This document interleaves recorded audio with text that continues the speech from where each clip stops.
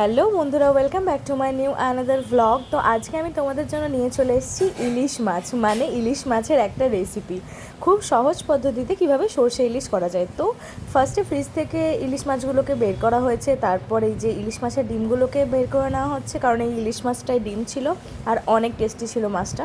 তো ইলিশ মাছের ডিমগুলো বার করার পর এই যে এটা হচ্ছে মানে যাদের হচ্ছে পেটে ব্যথা করে, মানে অনেকে আছে যে ডিরেক্ট সর্ষে বাটা দিয়ে খেতে পারে না, তো মা সর্ষেটাকে ফার্স্টে সর্ষে পোস্তটাকে বেটে নিয়েছে মিক্সিতে, তারপর মাছ মানে বেটে নেওয়ার পর ছাঁকনিতে ছেঁকে নিয়েছে সর্ষেটাকে।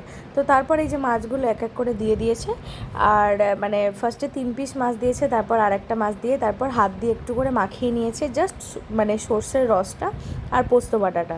তারপর এই যে দেখো পরিমাণ মতো হলুদ দিয়ে দিচ্ছে, আর তারপর পরিমাণ মতো লবণ দিয়ে নিচ্ছে এখানে। আর তারপর মানে যার যেরকম লবণ, আমরা একটু কম লবণ খাই, সো একটু কম লবণ দিয়েছি।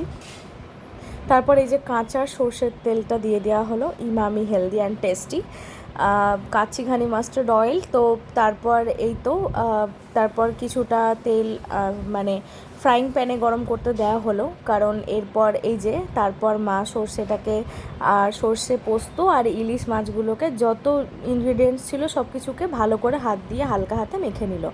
তারপর এই যে ডিরেক্ট তেল গরম হওয়ার পর কড়াইয়ে মাছগুলো আর যে পেস্টটা ছিল সেটা দিয়ে দিল।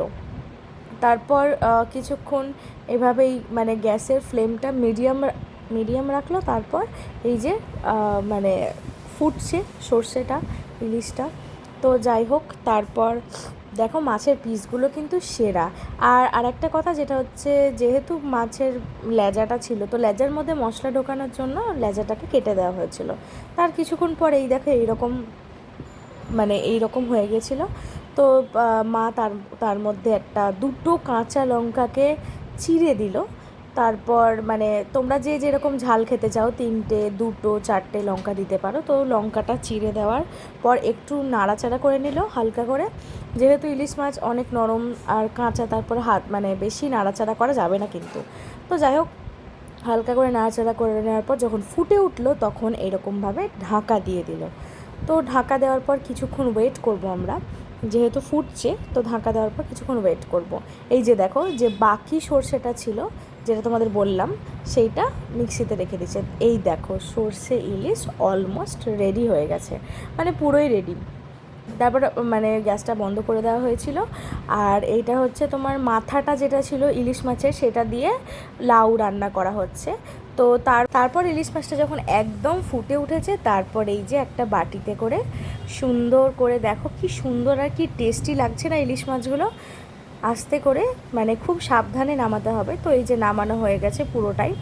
তো এইটা হচ্ছে আমাদের ফুল রেসিপি, আর তোমাদের এইটা হচ্ছে আমাদের ইলিশ মাছের লুকসটা। কত সুন্দর লাগছে সর্ষে ইলিশটা দেখো। যারা যারা ইলিশ মাছ খেতে ভালোবাসো অথচ তোমাদের মানে পেটের কথা খেয়াল রেখে খেতে হবে, তো তাদের জন্য এই রেসিপিটা রইলো। ট্রাই করে অবশ্যই কমেন্ট সেকশনে জানিও কিন্তু। আর ভিডিওটা ভালো লেগে থাকলে লাইক, শেয়ার আর কমেন্ট, আমার চ্যানেলটাকে সাবস্ক্রাইব করে দিও বন্ধুরা। টাটা বন্ধুরা।